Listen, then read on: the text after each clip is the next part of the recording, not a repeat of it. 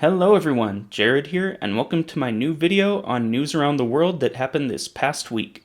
Today, I want to start off by talking about a couple of ancient discoveries that occurred this week. The first of which we find in Alexandria, Egypt, which is a newly discovered, massive tunnel carved through a large stretch of rock underground at more than 4,300 feet or 1,300 meters long.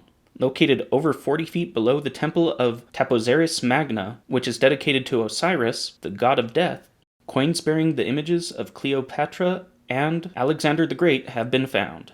The researchers in charge of this investigation are hoping that this will lead to the discovery of Queen Cleopatra's tomb, which they've been searching for over 2 decades. On the other side of the Atlantic in Italy, the Ministry of Culture announced on Tuesday that more than 20 bronze statues stretching back over 2,000 years were found in a thermal spring within the Tuscany region. The statues found at the site represent figures of importance to the ancient Etruscan civilization, such as gods like Apollo, and more than 5,000 coins of bronze, silver, and gold were also discovered. The find is currently thought to be the most important discovery of antiquities in Italy since the Rias warriors in 1972. Probably just as important to preserving our history is preserving wildlife and the environment. It was reported by the Center for Biological Diversity Wednesday that tens, if not hundreds of thousands of animals are being trafficked through Mexico, where they are being sold illegally online via Facebook. The majority of the trafficked animals are parrots, of which an estimated 78,000 are illegally captured each year in Mexico, the majority of which die before ever reaching their final destination. In addition to parrots, animals such as howler monkeys and sloths are also being sold in these Facebook posts. While Facebook is cooperating with governments worldwide to prevent illegal activity through their platforms, the Mexican government seems unable to handle the situation on the ground effectively so far.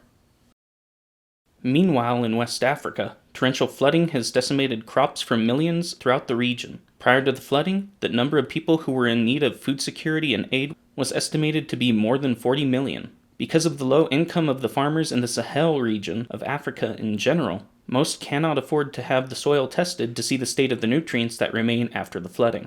This has led to fears that next year, without international support, most of these farms will not be able to support enough crops to stave off even greater food shortages in the region.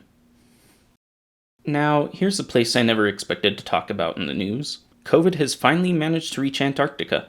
At the McMurdo Station on the southern tip of Antarctica's Ross Island, it was confirmed by the United States National Science Foundation that of the nearly 900 people stationed there, around 10% of the population has acquired the virus. There's a pause on all travel to the continent for the next 2 weeks and until the situation has been further assessed.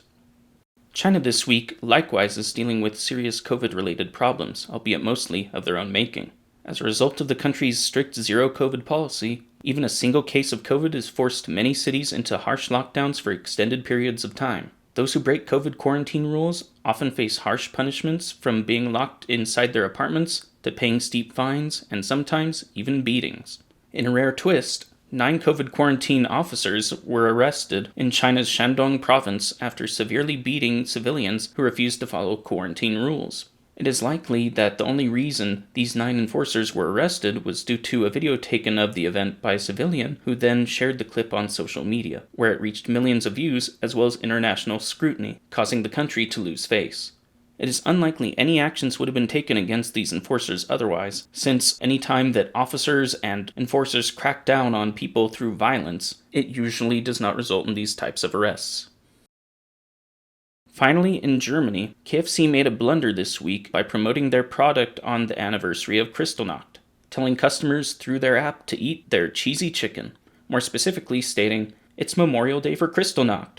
Treat yourself with more tender cheese on your crispy chicken, now at KF Cheese." The company says that this was an automated accident that was the result of a simple click of their push notification system. Kristallnacht, or the Night of Broken Glass, was a Nazi-led attack throughout Germany in 1938, which involved destroying Jewish businesses, homes, and places of worship. Many Jews also lost their lives that night. After swift condemnation, KFC apologized for the message and stated they suspended app communications temporarily while a further investigation into the app takes place. That's it for the news of the week today, and I'll end today by leaving you with some images of the ancient statues found in Italy. See you next time.